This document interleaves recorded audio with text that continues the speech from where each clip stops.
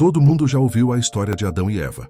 Um jardim perfeito, uma árvore proibida, uma serpente que fala e um fruto que muda tudo. Quando essa história é lida de forma literal, ela levanta muitas dúvidas. Por que Deus colocaria uma árvore proibida no meio do jardim? Por que permitir a serpente? E por que Deus pergunta a Adão onde você está, se ele já saberia a resposta? Talvez essa história não esteja falando de botânica nem de zoologia, mas da própria mente humana.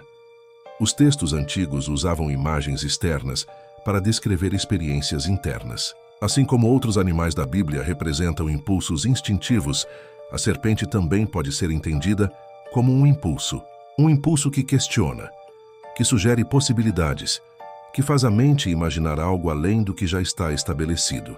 O chamado fruto do conhecimento do bem e do mal não precisa ser entendido como um alimento físico.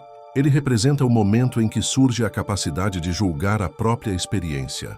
A partir daí, a mente passa a dividir tudo, certo ou errado, bom ou ruim, seguro ou perigoso. Antes disso, a vida é vivida de forma mais direta. Depois disso, a mente passa a interpretar constantemente o que acontece. E quando a interpretação se torna constante, surge o conflito interno. O texto diz que depois disso, eles perceberam que estavam nus. Isso não fala apenas de ausência de roupa. Fala do surgimento da autoconsciência. A mente passa a observar a si mesma. Surge comparação. Surge insegurança. Surge necessidade de justificar as próprias escolhas. E então aparece uma pergunta curiosa. Adão, onde você está? Não como uma pergunta de localização física, mas como uma pergunta de estado interno. Em que condição a consciência se encontra agora? O texto também fala de duas árvores. A árvore do conhecimento e a árvore da vida.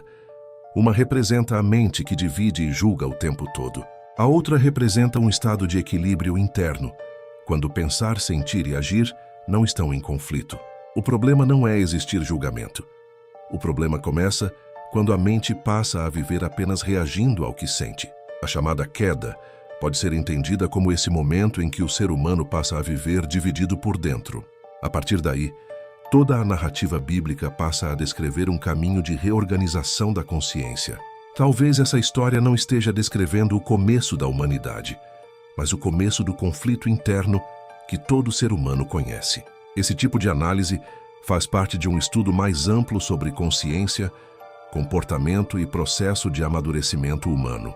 A proposta da trilogia da consciência é investigar esses mecanismos de forma estrutural, conectando filosofia, ciência e linguagem simbólica, para compreender como a mente organiza a própria experiência.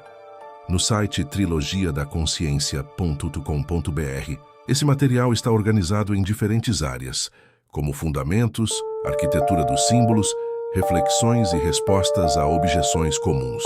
E nos canais, novos conteúdos continuam explorando essas mesmas questões sob diferentes perspectivas. Se esse tipo de reflexão faz sentido para você, vale a pena explorar com calma. Os links estão na descrição e nos comentários.